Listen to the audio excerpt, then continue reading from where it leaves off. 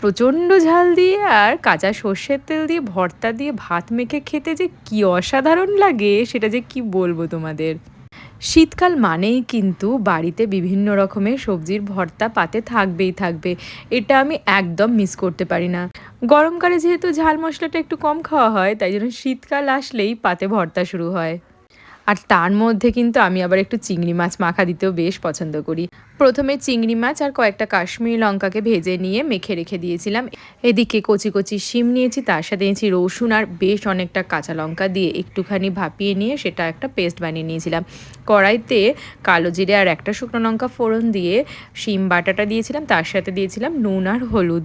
প্রথমে বেশ কিছুক্ষণ নাড়িয়ে দেখবে জলটা প্রায় শুকিয়ে এসছে, তখন দিয়ে দেবে চিংড়ি মাছ মাখাটা। দিয়ে সেটাও যতক্ষণ পর্যন্ত নাড়বে যতক্ষণ না পর্যন্ত একদম ড্রাই হয়ে যাচ্ছে। তারপর আর কি ঝাল ঝাল ভর্তা, কাঁচা সর্ষের তেল দিয়ে গরম গরম ভাত, এক থালা ভাত নিমেষে শেষ।